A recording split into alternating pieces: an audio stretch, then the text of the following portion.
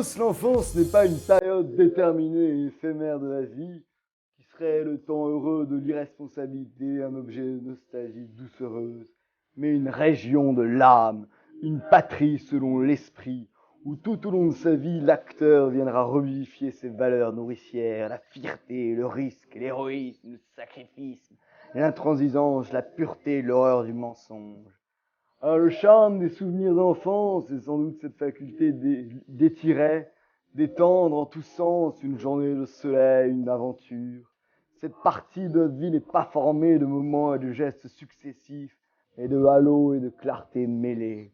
L'enfance, c'est cette succession indicible de colorations où il n'y a rien de précis. Alors, on croyait à 10, 12 ans que tout cela représentait des faits, car on pensait avoir bonne mémoire. Et pourtant, on ne se souvient que d'une atmosphère incroyable, formée par alluvion, où se sont déposés des récits familiaux, un rêve étrange et déchiré, un paysage inconnu avec des odeurs résineuses et des buissons plats, des vrais et des maigres souvenirs, et les souvenirs les plus beaux, ceux dont on ne se souvient pas.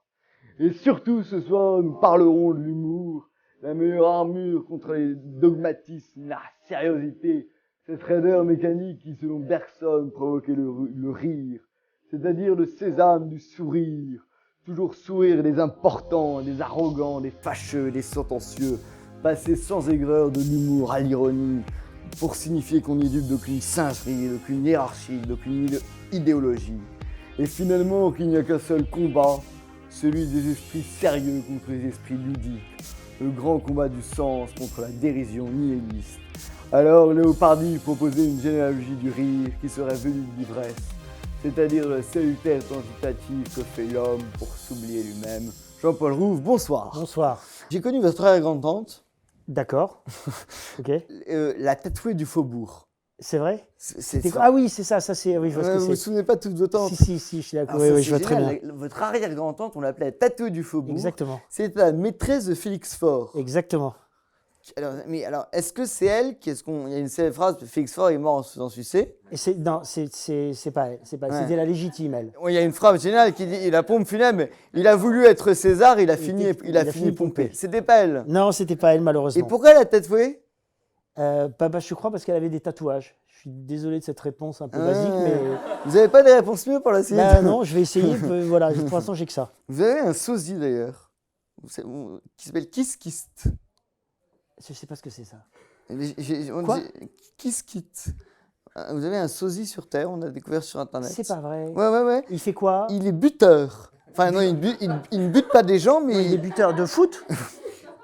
Oui. Il fait quoi? Non mais sérieux, il fait quoi? Il est buteur, il a fait 18 buts. C'est le plus grand buteur hollandais. Tu trouves que c'est mon sosie, toi? Bon, on veut vous rendre beau gosse. Non. Oui, non, je trouve pas. On a trouvé ça. C'est pas mon sosie. Il y a quelque chose, mais c'est pas mon sosie. Ce que j'aime bien, c'est que là, on montre un truc qui n'est pas du tout à la caméra. Non, mais en même temps, c'est bien. On montrera au montage. Ah, alors, bien sûr. Maintenant, on va parler des choses plus tristes. Vos grands-parents, c'était assez horrible. Parce qu'en fait, ils faisaient des enfants pour avoir de la main-d'œuvre. Mon grand-père paternel, oui. Ouais.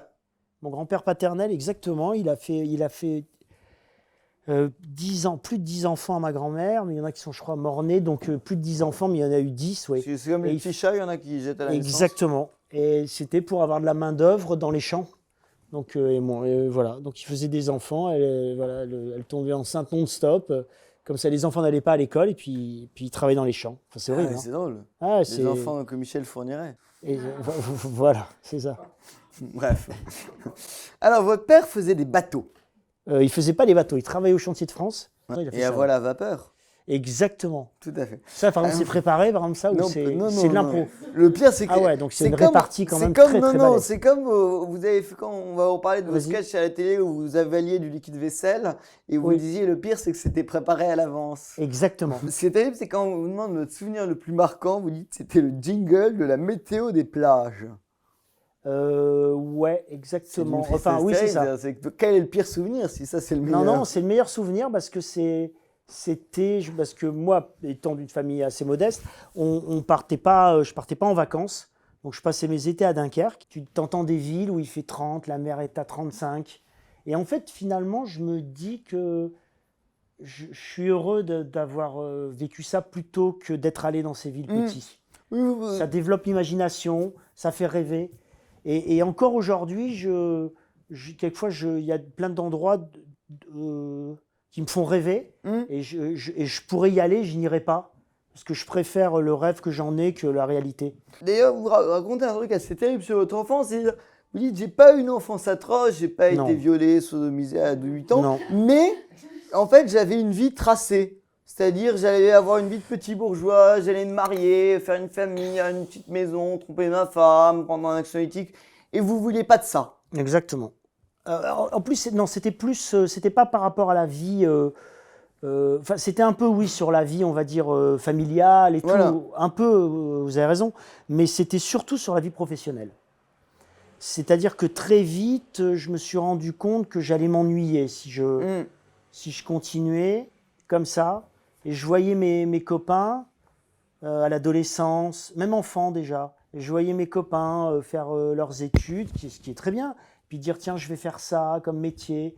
Et je me souviens aussi, moi, j'ai toujours les gros coups de cafard, même petit, les gros coups de cafard quand j'allais dans les mariages, dans les communions, surtout dans les mariages. Ouais, quelle horreur.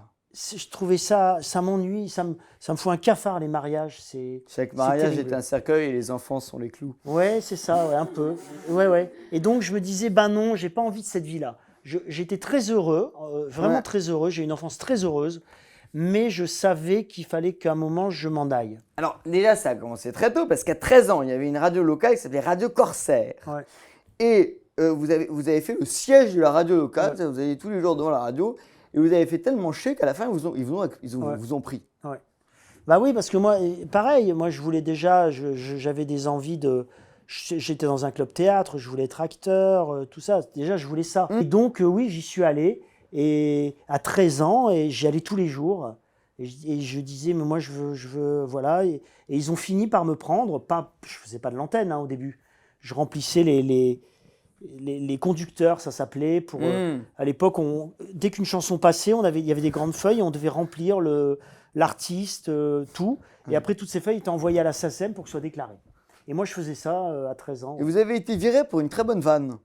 J'ai dit, est-ce que vous savez pourquoi les employés de la mairie de Dunkerque ne regardent jamais par la fenêtre le matin? C'est parce qu'ils sauraient pas, sinon ils ne sauraient pas quoi faire l'après-midi. Bon, voilà. Bon, ça va. Non, mais ça va, c'est pas... La ferrée, le public. Oui, mais c'est une vanne. Je les ai payés. Hein. Et voilà. Tout le monde est rémunéré ici. Et le premier adjoint a débarqué en disant, mais c'est inadmissible, on se moque pas, tout ça. Et on s'est fait virer avec mon pote. Là, j'avais 17 ans, je pense, un truc comme ça. Mais alors, d'ailleurs, quand vous avez été repéré, parce que vous avez joué la VAR, et c'est comme ça que vous avez été repéré, on téléphone à votre prof de français, vous dites, ça m'a pas étonné parce que je savais que j'avais un talent immense.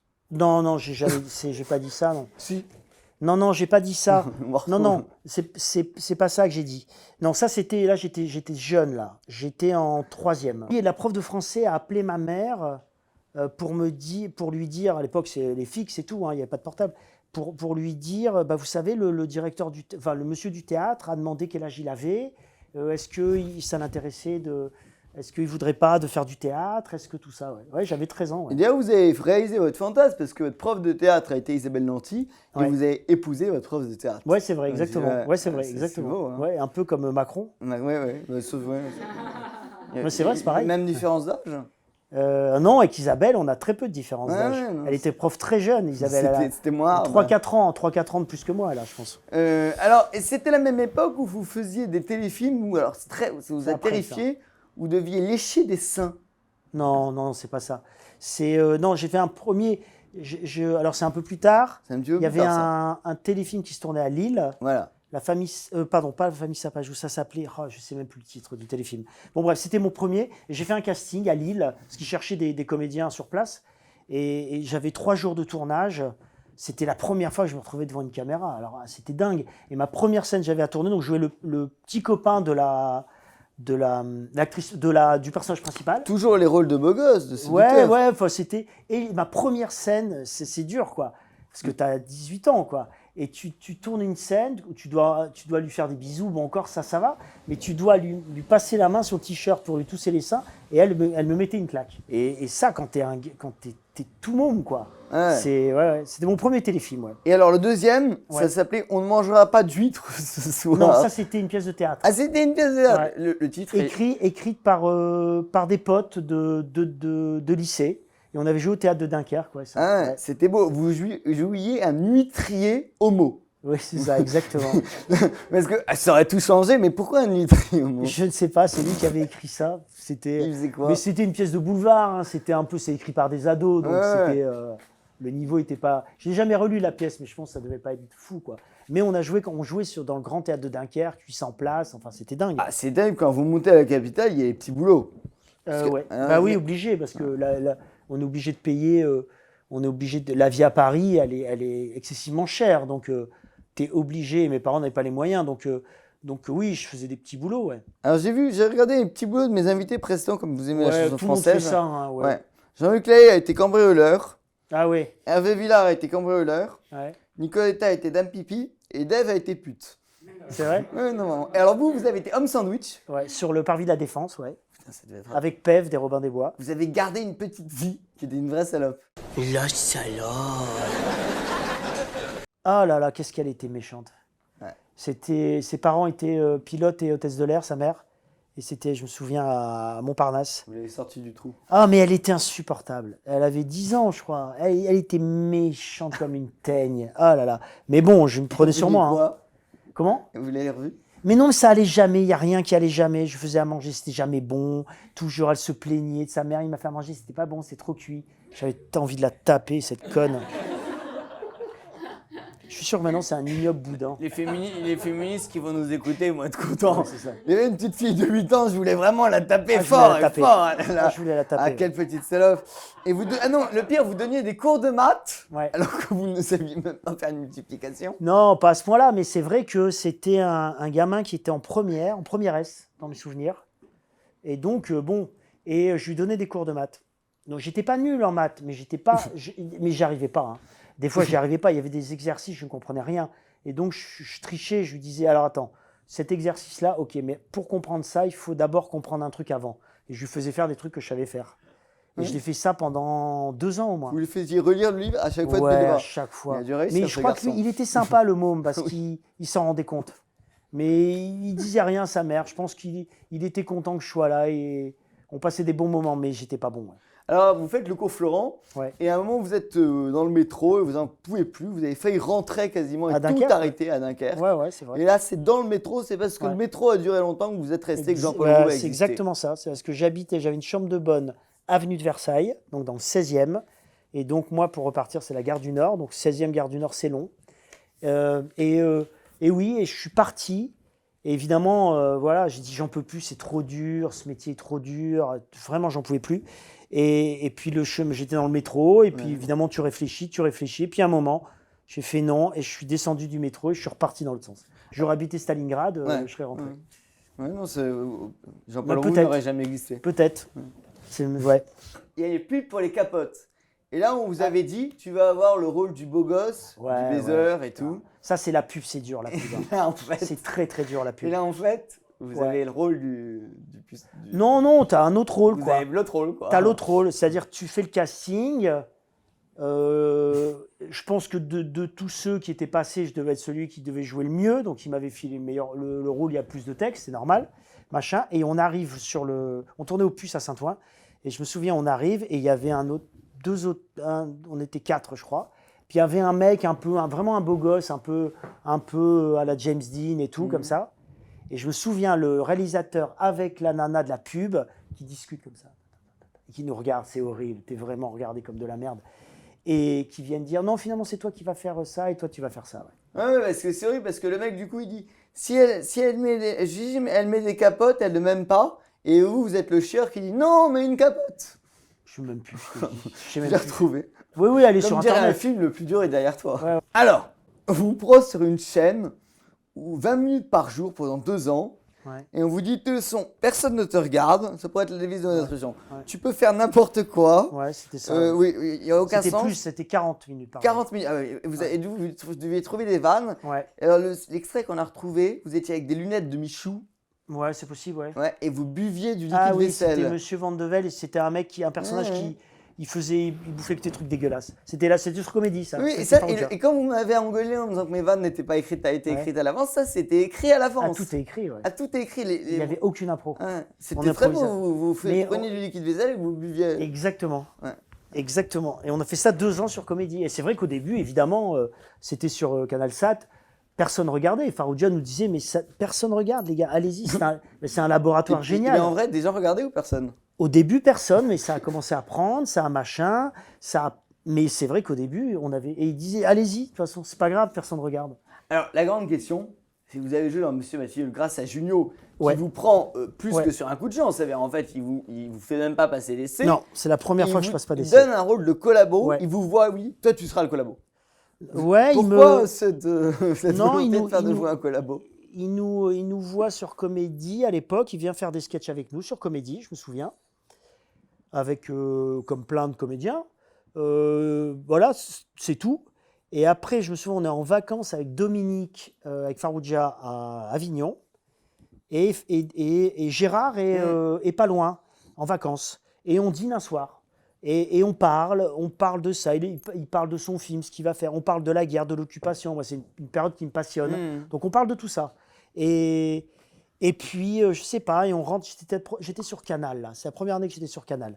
Et là, je sais pas, une semaine après, à la rentrée, en septembre, il m'appelle. Ouais, c'est Gérard, voilà, écoute, j'aimerais bien, je vais t'envoyer un scénario et j'aimerais bien, tu me dis si ça te plaît, que tu joues dans mon film. Moi, je lui dis, mais attends, je passe pas d'essai. Non, non, c'est la première fois qu'on me propose un rôle sans faire d'essai. Extraordinaire. Ah ouais, c'est génial. Il a vu c'est le collabo génial. tout de suite. Ouais, c'est un super rôle. Comme la France, pas très résistante. Ouais, c'est ça, mais c'est un beau rôle, c'est un beau rôle. Il m'a donné un rôle magnifique, Gérard. Oui, non, c'est même formidable. Ouais. Alors, maintenant, on va parler de vos autres films. Là, votre carrière commence. Ouais, là après, ouais, ça démarre. Maintenant, ouais, c'est le succès. Alors, il y a un truc très drôle avec Depardieu. Vous appelez Depardieu un jour pour un scénario. Ouais. Et alors là, c'est tout Depardieu. Depardieu vous dit, je suis à l'aéroport de Tokyo. Non, il partait pour Tokyo. Oui, ouais. ouais, il partait pour Tokyo, ouais. Et il vous dit, amène-moi le scénario à l'aéroport. Exactement. C'était pour le film de Nakash Toledano. Je préfère qu'on reste amis. Exactement. Et il y avait un autre acteur qui devait le faire qui finalement peut plus, enfin comme ça arrive souvent au cinéma. Et voilà, on se retrouve sans personne. Et moi je dis, bah, je connais Gérard, enfin je connais Gérard. Je dis, j'ai tourné avec Gérard dans Re. Ça va être tout noir. Ta gueule. Peut-être on pourrait proposer à Depardieu. J'appelle Chabat et je lui dis, est-ce que tu pourrais appeler Gérard pour lui dire que j'ai un film, voilà, peut-être. Il me dit, mais attends, je te donne son numéro. J'appelle Gérard, c'est Jean-Paul, vous vous souvenez, on a tourné ensemble, je ne connais pas bien. Hein. Dans Re. Dans Re, c'est pas dans mon Re. pote, tu vois, on s'est vu l'été d'avant. Je me dis, il a oublié, enfin bon bref, c'est Gérard. Re, c'est le truc de Cro-Magnon. Exactement, le film des Robins. Et il me dit, écoute, là je pars à Tokyo, fais-moi amener le scénario. Donc là, ils envoient un coursier. Et il lit, je crois qu'il le lit dans mes souvenirs, il le lit dans l'avion. On n'a pas de nouvelles. Il faisait un aller-retour. Hein, il reste 1 heure à Tokyo. Ouais, 24 heures, 48 heures. Il rentre, il m'appelle. Il me dit, ah oui, c'est bien, écoute, qu'est-ce que tu fais ce soir? Bah, je dis, mes parents étaient à Paris. Et j'ai dit, bah, je suis avec mes parents, on est à Paris. Venez manger au restaurant. Et à la Fontaine-Gaillon, quand il avait le restaurant à la Fontaine-Gaillon. Et on arrive avec mes parents et on bouffe avec Gérard. Mes parents qui sont avec Gérard Depardieu. Et Gérard qui me fait, j'ai lu, c'est bien, hein, je le fais. Comme ça. Et déjà, il fait un truc très très sympa, c'est qu'il met votre nom avant le sien. Ouais, il a été formidable. Et alors vous dites, ce qui est incroyable quand on tourne avec Depardieu, c'est on fait une scène avec lui, je sais pas, alors je te quitte, etc. Et là son téléphone sort, il dit, ah oui, achète des bulots pour ce soir, et il continue. Ouais. Il fait. Il est bah déjà oui, il a été formidable parce qu'en effet, moi j'avais pas fait de film en premier rôle encore. Lui c'est Gérard Depardieu. Donc dans les contrats, quand tu fais un contrat, il y a marqué quand il y a un générique, les places et tout, c'est normal. Et donc sur le générique, sur le contrat, c'était marqué Gérard Depardieu, Jean-Paul Rouve. ce qui est normal. Voilà. Et lui, il a dit non. Il a dit bah non, c'est lui le premier rôle, c'est pas moi, donc c'est pas normal. Et il jouait déjà à l'oreillette? Non. Ah non. Non. Il avait des panneaux, quelquefois pour des grandes phrases, il avait des panneaux, c'était écrit. Ah oui. Et oui, il faisait ça. Moi, mais j'adorais ça. Hein. On tournait, et d'un seul coup, son téléphone sonnait. Il disait attendez, coupez pas. Il décrochait, il répondait oui, prends des bulots. Oui, attends, je tourne, là, je te rappelle. Clac, il raccrochait et il enchaînait. Et d'un seul coup, tu joues bien parce qu'il est dans la vie tout le temps. Ouais. Mais d'ailleurs, même maintenant, il raconte qu'il ne se souvient absolument pas des films qui tournent parce qu'il ne lit pas les scénarios, il y va avec oreillette. Alors, il en rajoute, c'est son personnage Ouais. aussi. Il en joue beaucoup de Ouais. ça. Après, oui, sur oreillette, maintenant, il est sur oreillette, c'est vrai. C'est Jean Lefebvre qui a trouvé l'oreillette. Oui, il avait d'oreillette, t'as raison. C'est le vrai. premier à avoir. Ouais. Donc Gérard, il a ça maintenant. À l'époque, il n'avait pas.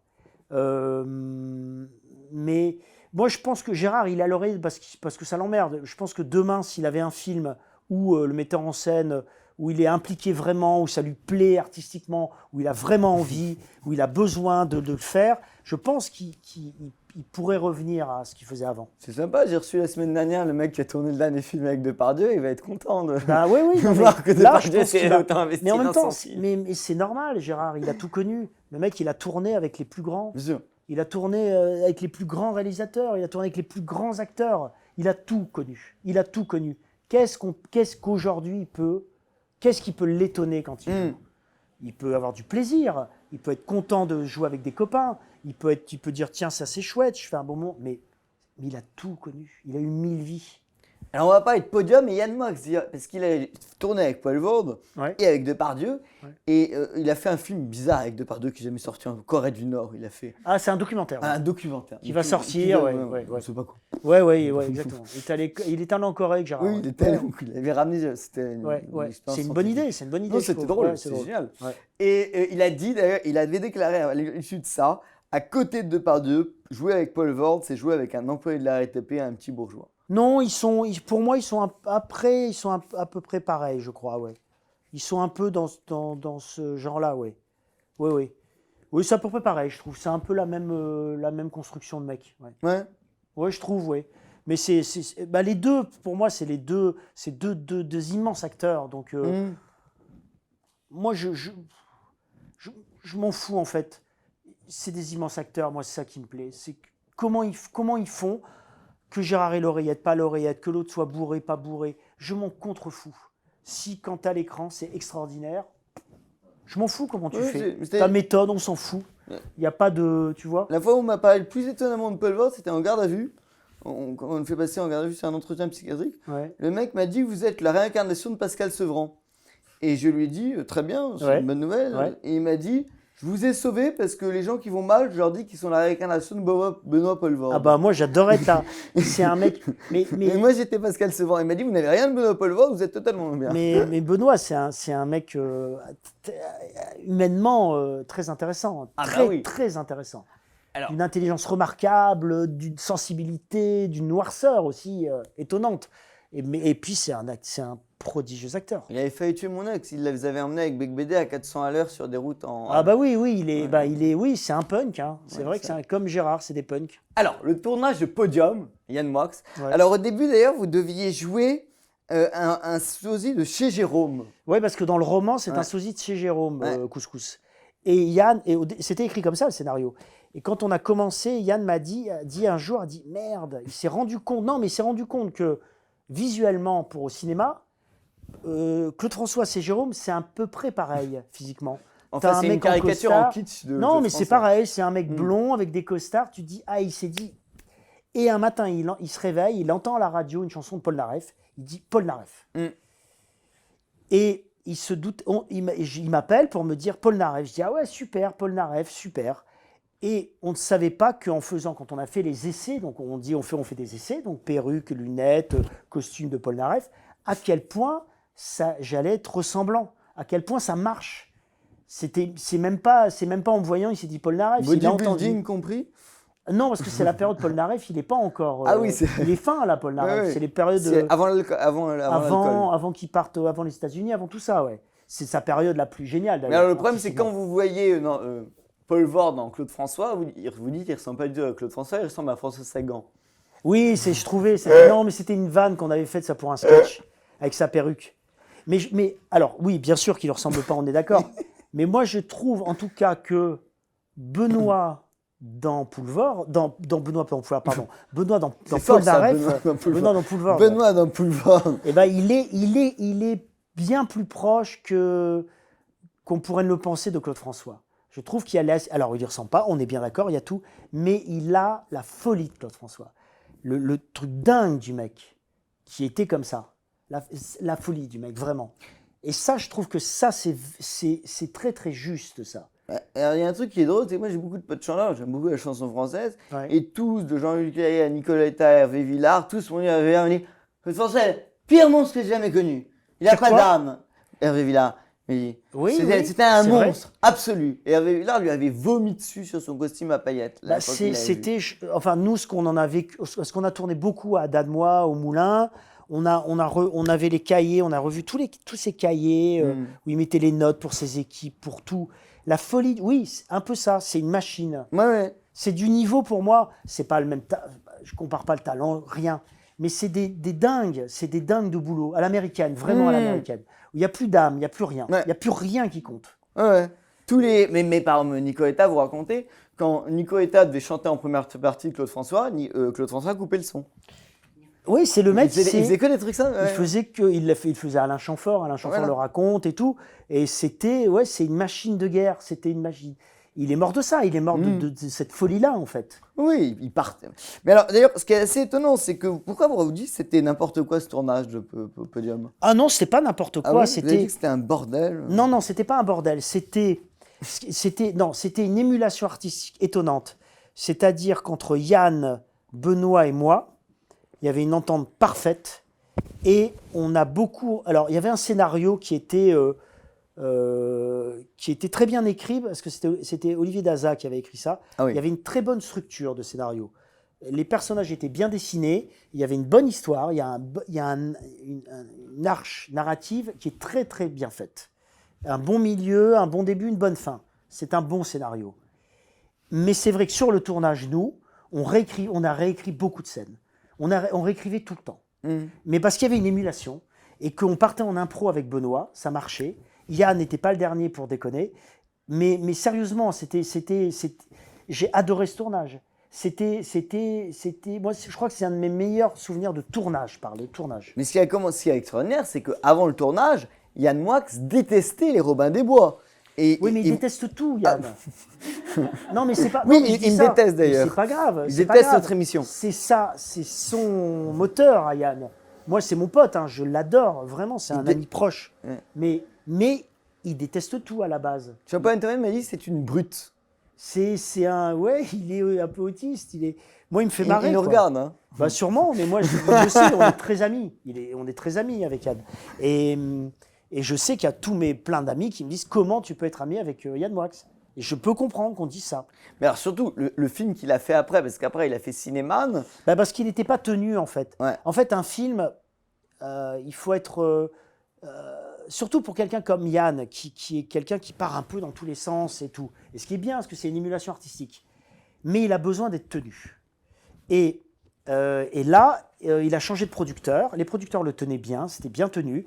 Et comme il avait fait un gros succès avec Podium, toujours le problème quand tu fais un succès. Quand tu fais un succès, souvent les gens après, ils n'osent plus te dire ce qui ne va pas. Parce qu'ils ont l'impression que tu sais, parce que tu as réussi, alors tu sais. Alors qu'on ne sait jamais. C'est pas parce que tu fais un succès que tu vas en faire un. Et là, il a eu un peu carte blanche. Il a eu open bar. Sauf que open bar, c'est pas bon. Ben c'est la cata parce qu'il fait, on va pas parler de Cinéman, mais il fait un film qui tourne entièrement de A jusqu'à Z. Ouais. Et quand il a tout tourné, il décide de changer entièrement le scénario et de mettre des dialogues sur des bouches qui ne correspondent pas. Parce qu'il avait les gens vont dire il n'avait pas de scénario à la base en fait. Il n'y avait pas de scénario. On va dire hurler et dire bonjour. Il avait un truc qu'il faisait, il nous l'a proposé, on devait le faire avec Benoît. C'était Benoît, Julie et moi, c'était les trois. Et il avait un truc qui faisait 300 pages à l'époque. C'était pas un scénario, ça partait dans tous les sens. Et on lui dit, fais un scénario, Yann, fais un scénario. Et il dit, non, ça va aller. Ça n'existe pas, ça. C'est pas possible de faire un film comme ça. Et la preuve, voilà. Alors que c'est une excellente idée. Cinéman, c'est une excellente idée de scénario. C'est génial. C'est génial. Et il s'est retrouvé à écrire, donc il a été obligé, en effet, en synchro, de reconstruire une histoire bancale. C'est le seul film peut-être de l'histoire de l'humanité où aucun, vraiment, on voit Ouais, les lèvres, tout est- aucun ouais, dialogue rien. ne correspond Il à a tout aucune refait. lèvre. Alors, 2005, vous faites un film qui s'appelle C'est quoi? Altolon, Ah non, ça c'est un court-métrage. un court-métrage. Non, oui. enfin c'est même pas un court-métrage, c'est très, très court. un film annonce. C'est- Oui, c'était le festival du Très précoce. court-métrage qui m'avait demandé, qui s'appelait Altolon, et qui m'avait demandé de faire leur film annonce. Et j'ai fait un film annonce avec Rocco Siffredi. Altolon, enfin voilà. Et je faisais que Rocco Siffredi, là, on lui volait sa bite, quoi. Ouais, il se réveille le matin, il disait. Ouais. Ok. Et je suis allé tourner chez Rocco. Rocco Siffredi, qui est un mec formidable, vraiment formidable. Intelligent, fin, drôle, sérieux, et qui est un excellent comédien. Mais vous dites qu'il y avait un problème de Rocco Siffredi, c'est que le matin il est normal, Ouais, à midi il est normal, ouais, et l'après-midi ouais. il C'est vrai. commence à s'exciter et ça Ouais. commence à monter. Ouais, Et au fur et à mesure de la journée, il commence à monter de plus en plus. ouais. Et à la fin, C'est fascinant, ça. C'est ouais. fascinant. C'est-à-dire que c'est... ça explose. Non, mais c'est fascinant parce que Ça c'est pas du explose à la tout gueule. salace, c'est pas du tout rien. C'est très étonnant comme il est. Tout ça est très simple parce on était chez lui, il y a ses mômes, il y a tout, il y a sa femme, enfin, c'est un chef d'entreprise, c'est tout. Le matin, il est machin. Et après, tu vois dans l'après-midi que ça monte. Et tu vois le regard qu'il a sur les femmes qu'il a besoin, comme s'il avait un besoin physique. Il le dit, il a un besoin de faire l'amour. C'est fascinant. Mais il n'est pas glauque, il n'est pas du tout glauque comme mec, vraiment pas. Ouais, non, Il est fascinant. Mais c'est assez étrange quand même parce qu'il tourne avec ses enfants et ses enfants lui expliquent comment mettre sa bite dans le tournage. Mais il tournait dans ses studios en fait, parce qu'il a des Ouais. studios là-bas où il fait des films porno, il fait tout, c'est une grosse entreprise. Et ses enfants en effet sont là, parce que la maison est à côté, ils ont leur terrain, ce qu'ils font du motocross, il y a le terrain à côté, et papa est au travail, sauf que papa il fait des films porno quoi. Ouais. Non, c'est vrai. Est-ce qu'il faut coucher pour réussir dans le porno? Ouais, c'est ça. Ouais. Alors, il y a une histoire, votre film, ni arme, ni violence, ni haine. Ouais. Vous voyez à la télé une rencontre entre le mec qui a fait le hold-up du train Glasgow-Londres en 63 Ouais. et à côté de lui, un mec avec une perruque synthétique afro, Ouais. une grosse moustache, Exactement. des chemises à fleurs, qui sait pas parler anglais, Oui, qui est ridicule, qui est en cavale. Alors, le mec en plus est en cavale. Ouais. Et le mec fait tout pour se faire remarquer. C'est le Exactement. seul personne en cavale de France qui fait tout pour se faire remarquer. Et vous dites, tu vas faire un film sur lui. Ouais, C'est ouais, Spadjari. oui, il m'a toujours passionné, Spadjari. Ah, passionnant. Il est passionnant. Il est passionnant. Casse Denis, c'est passionnant. Lui est passionnant. Lui, l'ambiguïté du mec. Et en effet, il veut être. Moi, ce qui m'intéressait, c'est que c'est un des premiers mecs. Aujourd'hui, c'est très courant de vouloir être célèbre. Enfin, ça fait partie de. Il y a plein de mômes qui veulent être célèbres. Mais avant, on faisait un métier et on disait ce métier va nous rendre célèbres. Mais c'est une conséquence, on va dire. Acteur, chanteur, c'est une conséquence d'être célèbre. Aujourd'hui, beaucoup de gens veulent être célèbres et puis après, on verra pourquoi on veut être célèbre. Mais en tout cas, on veut être célèbre. Et bien, lui, il y avait ça. Lui, il voulait être connu. Il voulait être une vedette. Et il aurait pu faire un disque, il aurait pu faire plein de choses. Et ben non, il a dit, tiens, je vais faire un casse. Pour être dans les journaux. Donc, il faut que je fasse quelque chose de spectaculaire pour qu'on parle de moi. Mais alors, le cas, c'est incroyable. Parce qu'il passe 6 mois à creuser des tunnels dans les égouts à Nice. Ouais. Pour cambrioler, en fait, Ouais. c'est comme le film Faites sauter la banque avec De Funès. Ouais, C'est-à-dire, ouais. il creuse des tunnels Ouais. pour les égouts pour arriver jusqu'à la Société Générale. à Nice, Société ouais. Générale. Ouais. Et il y a une anecdote. Et alors, il est arrêté Ouais, et il saute Ouais. de la fenêtre du juge. Ouais. Et la légende dit, ouais. il y a un mec qui le rattrape sur sa moto. C'est pas la légende, c'est vrai ça. Oui, oui. Ah. Mais la légende dit que c'était Christian Estrosi sur la moto. Non, pas du tout. Non, mais c'est vrai. Non, non. Non, il a été accusé. Non, mais on dirait que je lance une fausse rumeur. Non, non, non, non. Mais bien Non, sûr non, que c'est il faux. était- il mais était, c'est pas pour autant que je. Mais on a pensé ça. à Non, non, l'époque. c'est sa bande. Non, c'est sa bande. Bah déjà, il avait, c'était Jacques Perrat. Jacques Perrat, l'ancien maire de Nice, TFN. et c'était toute sa bande. En fait, Spadjari, c'est quoi? C'est les années 50, l'Indochine, guerre d'Indochine. Ils ont tous 17-18 ans. Il y en a qui sont dans les paras, il y en a qui sont dans la Légion étrangère. Donc c'est quand même, ils ont 17-18 ans, ils sont dans la Légion, ça rigole pas, hein, les mecs quand même. Donc il y a qui? À ce moment-là, ils sont 4 copains à l'époque. Ils ont entre 17 et 21. Spadjari, Perrat, Le Pen, Delon.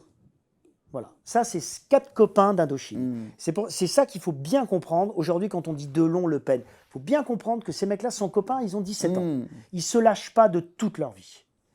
Et c'est cette France un peu OAS, ils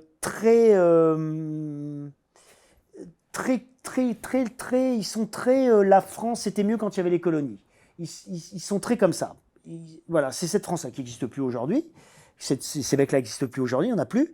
Mais voilà, ils vivent là-dedans. Et moi, que je me souviens, quand je fais Spadjari, à un moment, je rencontre Delon. Et je lui dis, je le croise, et je lui dis, vous savez, je vais faire un film sur Spadjari. Et il me fait, ah, ce cher Albert. Et il y a un truc qui est dingue, c'est que Spadjari, quand il fait le casse de Nice, donc il saute de la fenêtre, en effet du juge. Il se barre en moto. On sait qui était, hein. On sait le mec qui était. On sait très bien qui c'était. C'est des mecs voilà, extrême droite et tout. D'ailleurs, on vous a reproché dans le film d'avoir présenté un Spadjari un peu plus sympa, un peu plus light et un peu moins, alors que le mec, il avait par exemple une bergerie sur laquelle il était écrit SS. Oui, non, c'était pas SS. Il a été le S. Non, c'était pas SS, c'était les Oies Sauvages. Ouais, les Oies Sauvages. Les Oies Sauvages, c'était un truc d'un groupe de SS. Et il a été l'OS. Alors, OS, fait un peu plus sympa. Il n'a jamais été OS. Il a dit qu'il avait été OS et qu'il avait raté, il voulait tuer De Gaulle. C'est des conneries, c'est pas vrai. Il raconte qu'il a voulu tuer De Gaulle. C'est lui qui devait tuer. C'est pas vrai. Mais il était très sympa. Non, mais attends. Oui, mais ça n'empêche pas. Enfin, je veux dire, après, ça va. Moi, c'est ça que je voulais expliquer. La sympathie n'est pas une valeur morale. Enfin, d'un seul coup, le mec, c'est un mec pas fréquentable, il devrait pas être sympa. C'est pas comme ça la vie. On peut être une ordure et être très sympathique. En quoi ? Ce serait trop simple sinon la vie. Il y a des gens, tu les vois à la télé, tu les vois, ils sont sympathiques quand même, ils dégagent un truc. Ce qu'ils disent est de la merde, mais ils le disent. Eh ben ils sont sympas. Je discutais avec mon pote, avec Raphaël Enthoven, qui fait des débats et tout, et Raphaël me dit, et il le dit d'ailleurs, il me dit, mais dans la vie, Zemmour, il est sympa quand tu lui parles. C'est un mec sympa. C'est une saleté dans ce qu'il raconte, c'est n'importe quoi, enfin c'est de la merde, mais il me dit il est sympa. Mais ça c'est intéressant, ça c'est l'être humain. Mais on peut encore aller beaucoup plus loin parce que Hannah Arendt parlait de la banalité du mal, et moi j'ai été interviewé dans une télé, et j'ai dit une phrase où tout le monde a été très choqué, a dit on arrête le tournage, vous avez dérapé. J'ai dit Goebbels était quelqu'un de très sympathique. Et tous les gens qui ont connu Goebbels en privé, qui était le pire monstre de l'humanité, on peut dire. On est d'accord. Là, on n'est même pas au niveau de Zemmour. Enfin, le pire monstre qui a tué ses 8 enfants, etc. Exactement. Goebbels était un type adorable, passionné de cinéma, extrêmement fin, extrêmement cultivé. Et les pires monstres, les pires tuants, par exemple, tous les gens qui ont connu Saddam Hussein ou Kadhafi en privé, on dit que c'était des gens, Fidel Castro, on dit que c'était des gens adorables. Évidemment. Mais c'est tellement manichéen de dire que on n'est pas chez Mickey, quoi. Les méchants ont pas les doigts crochus et voilà. Et les gentils, ils sont pas, c'est pas des bisounours, quoi. Donc oui, moi ça m'intéressait ça. Et qu'on me reproche ça, moi ça m'intéresse. Ça m'intéresse ça. Mais c'est comme on avait reproché quand il y a le film, tu sais, sur le film où on voit comment ça s'appelle, la chute sur Hitler. Où il y a des moments où justement dans le film il le montre éructant, enfin comme il était dingue et tout, et puis des fois il le montre très sympa avec ses chiens, gentil, machin, en disant mais c'est inadmissible de montrer ça. Bah non, c'est ça qu'il faut montrer, parce que c'est un être humain. Sinon on déshumanise, on déshumanise le mal, alors que non, le mal est humain et c'est ça qu'il faut montrer. Alors, d'ailleurs, Spiteri avait fait des tonnes de chirurgie esthétique. Non, il n'a pas fait. Il s'est pas entièrement refait faire Non, le il a fait visage. refaire le nez, c'est tout. Pourquoi se ressembler ? Non, parce qu'il s'aimait beaucoup, Spadjari. Il se trouvait, il était plutôt pas mal, c'était plutôt un bel homme. Plutôt beau gosse, plutôt du charme, plutôt tout ça. Et oui, il voulait être une vedette. Il était très très jaloux de Mesrine. Parce que Mesrine, c'était l'ennemi public numéro 1 et Mesrine lui piquait la vedette. C'était vraiment Claude François de Johnny Hallyday, quoi. Ah, il paraît qu'il y a des guerres, même les serial killers font des guerres entre eux. Ouais. Alors, Michel Fournier récemment avait avoué un nouveau meurtre parce qu'il a vu qu'il y en avait, je ne sais plus quel tueur en série qui prenait la première place. Alors moi, je dois me rattraper. Aux États-Unis, beaucoup de serial killers se font arrêter parce qu'ils se, entre guillemets, se dénoncent eux-mêmes. Voilà, parce qu'au bout d'un moment, ça n'a pas d'intérêt. de tuer tous ces gens, si on ne sait pas que c'est toi, au bout d'un moment, tu fais bon, ben, il faut être reconnu, quoi. Ouais. Fourniret voulait toujours avoir être le plus Être monstrueux. bah oui, oui. Être le boss, quoi. Voilà. Bah c'est ça, ils veulent tous être Ted Bundy, en fait. Hein. C'est Et c'est comme ça qu'il Dieu. a avoué le meurtre de Salmouzin, parce que qu'il faut, à voilà, un moment... il y en avait un qui allait le détrôner, dont j'ai oublié Bah, le nom, exactement, qui ouais. allait arriver. Complètement. Pollard, je crois. C'est fascinant, ça, hein, quand même. Alors, c'est vrai que Macron est fan des tuches. Est-ce qu'il est fan des tuches ou est-ce que c'est une façon d'être populaire aussi? Les hommes politiques, il faut toujours se méfier de ce qu'ils pensent vraiment. C'est l'histoire des DVD de Sarkozy, qui, quand il invitait des gens à l'Élysée, montrait toujours une pile de DVD, disait « J'ai regardé ça avec Carla le week-end », et le DVD, c'était sous blister. Ah oui, alors après, c'est vrai il regarde beaucoup de séries et de films, Sarko, ça c'est vrai. Hollande aussi. C'est comme des gens, c'est une génération quand même qui est très cinéma. Ils sont tous très cinéphiles, quoi. Alors, vous avez joué Lucien Maurice dans Dalida. Dans le biopic sur Dalida. Ouais, exactement. Le biopic sur Dalida. Ouais. Alors, est-ce que là aussi, ça n'a pas été un peu édulcoré la vie de Dalida? Parce que Hervé Villard m'a raconté que la grande passion de sa vie, c'est ce qui était très bizarre, qui était l'agent de Charlie Chaplin en France, c'était Christian Lamazière qui était Waffen-SS. Bah ça, je sais Et pas. ça, il bah, n'est pas dans le film. Ça, bah ouais, mais moi, je peux pas répondre à ça parce que moi, je suis acteur dans ce film. Oui. Donc non, mais je suis pas metteur en scène. On dirait que je suis un agent de la Gestapo. Non, mais je suis pas metteur en scène, donc Qui a fait je connais pas la vie de Dalida, moi, plus que ça. Je connais ce que tout le monde connaît. Voilà. Je sais ce qu'elle voulait, ce qu'elle voulait. En tout cas, ce que disait Lisa. Parce que la vie de Dalida, il y a beaucoup de choses. Tu peux pas tout raconter. Ou tu fais une série, c'est énorme. Donc elle, ce qui l'intéressait, c'était de montrer tous ces hommes.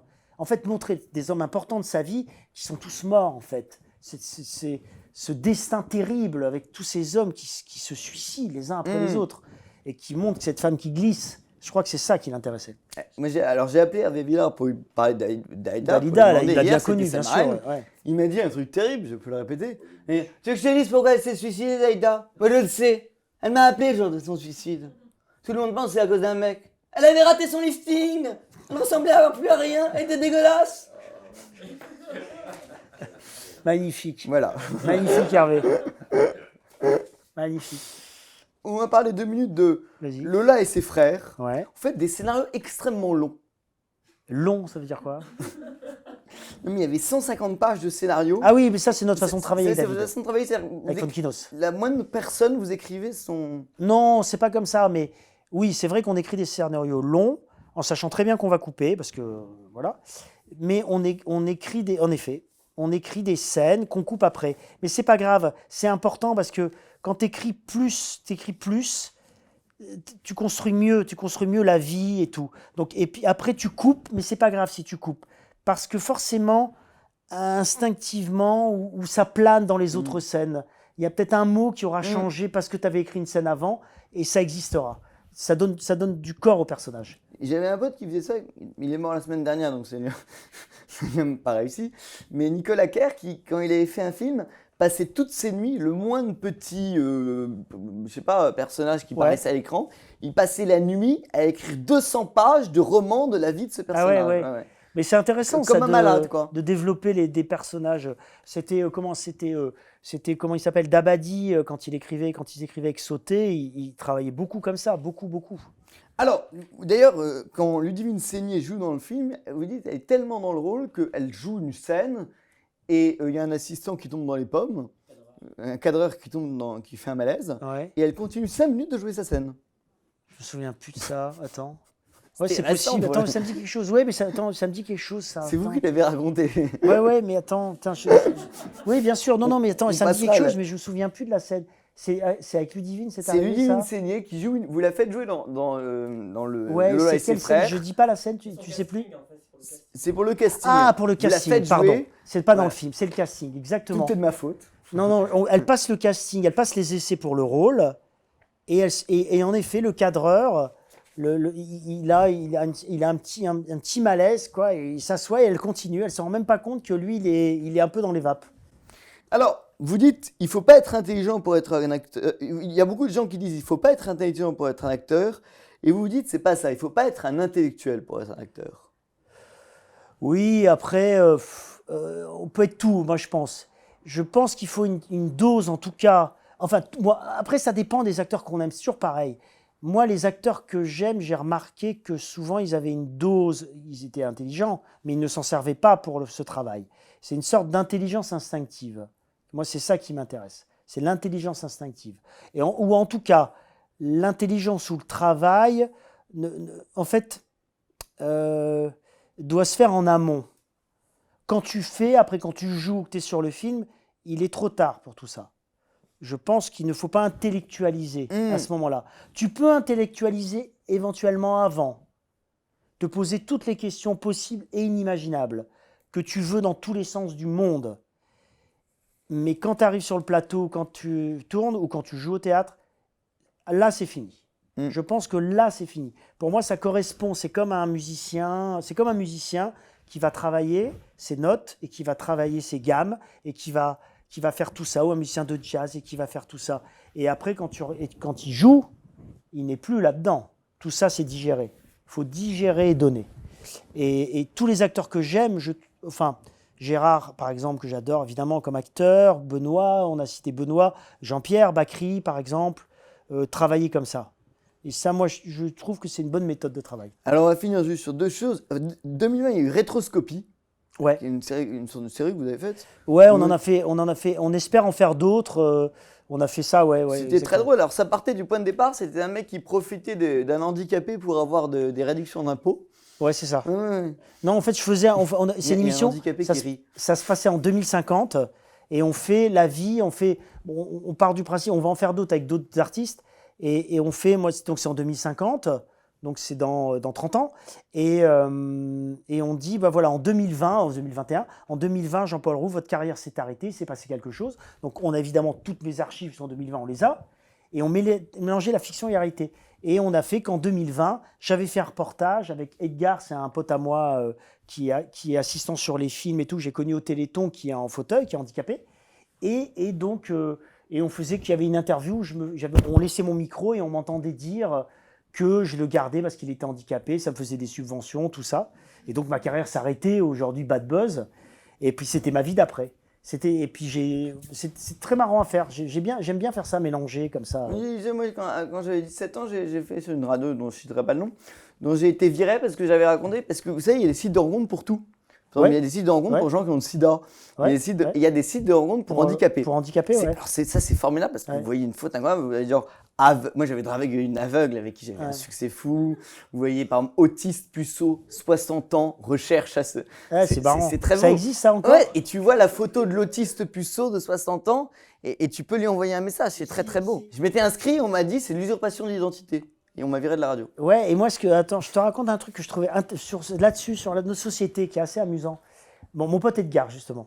Mon pote Edgar, qui est donc handicapé et qui est en fauteuil et tout. Et lui, il m'avait dit il a rencontré une copine. Il a rencontré une copine. Il a sa copine. Et la première question, il me dit que les gens lui posent. Il a 22, 23 ans, tu vois, un gars. Première gens, ta copine, comment elle s'appelle? Ah ouais. Et elle est handicapée? C'est marrant quand même. Et des gens, c'est bizarre quand même. Tu te dis, ah ouais, pourquoi en fait? Qu'est-ce que ça veut dire en fait? Qu'est-ce que ça raconte? Je trouvais ça intéressant. Et lui, il s'en amuse de ça. Mais je trouvais ça intéressant. Pourquoi c'est la première question qu'on pose en fait. Donc voilà, ça m'a plu. Donc je peux comprendre ça, ce que tu racontes un peu sur l'être humain. On a un pote commun handicapé qui a, sur Facebook, il a 5000 amis. C'est 5000 femmes. Ouais, c'est ça. Ah, il n'est pas handicapé pour tout, je peux dire. Il nous a tout piqué. Je peux dire qu'il n'est pas handicapé pour tout. On ne sait pas du tout de qui se parle. D'ailleurs, c'est très utile. Mais d'ailleurs, c'est pas la peine d'avoir 2 potes handicapés. Tu pouvais en avoir qu'un parce que tu en as 2 du coup. On avait fait un dîner avec lui, c'était très drôle. La police avait débarqué, ça c'était génial. Ah oui, il m'avait raconté. Je t'avais raconté, ouais, je raconte. C'était en plein confinement, c'est ça? En plein confinement, on fait un dîner avec Nicoletta, plein de monde. Et la police débarque. Je dis, bon, on met l'handicapé. Donc déjà, la police débarque. Il y avait le Népalais d'abord. Alors d'abord, le Népalais. La police débarque, c'est un Népalais ouvre la porte. Donc putain, la police, c'est qu'est-ce que c'est que ce truc qui parle pas français, un mec qui parle népalais. D'accord. Ensuite, arrive le mec en fauteuil roulant à toute vitesse. Là, c'est peinard, ça. Et là, la police voit. Et enfin, arrive mon grand-père en smoking de 95 ans. Et ils lui disent, vous faites du bruit. Et mon grand-père dit, du quoi? Ah, c'est bien. Ah ouais, là, t'avais le trio On n'a pas eu d'emmerde. Ils se sont dit, on vous laisse entre vous. Ouais, c'est parfait. Un Népalais, un handicapé, un vieux, tu risques rien. Alors, juste, on finit. Alors, oui, vous jouez dans Soumission, l'adaptation de Houellebecq? Alors, non, pour l'instant, malheureusement, ça n'est merde. pas financé. Parce que, comme vous le savez, ce sujet est délicat, c'est compliqué. On aimerait beaucoup, c'est avec Guillaume Niclou, que j'adore comme Ouais, bien réal, sûr. que vraiment j'aime beaucoup. Et non, c'est pas financé, malheureusement. Ouais. Mais le film est touchy. Hein. Le film est. Enfin, le livre est assez compliqué. Et donc, voilà. Peut-être ça se fera un jour, mais je pense que la période est Mais le délicate. scénario est fait. Ah, bien sûr, le scénario est formidable, comme Niclou sait faire. Ouais. C'est l'essence. Enfin, Niclou, c'est le meilleur pour. Il travaille beaucoup avec Houellebecq. C'est le meilleur pour travailler avec Houellebecq. Il comprend Houellebecq. Il comprend l'âme de Houellebecq. Mais écoutez, Jean-Paul Rouve, Merci d'être à venu. vous. Merci beaucoup à tous. À très bientôt. Salut et fraternité.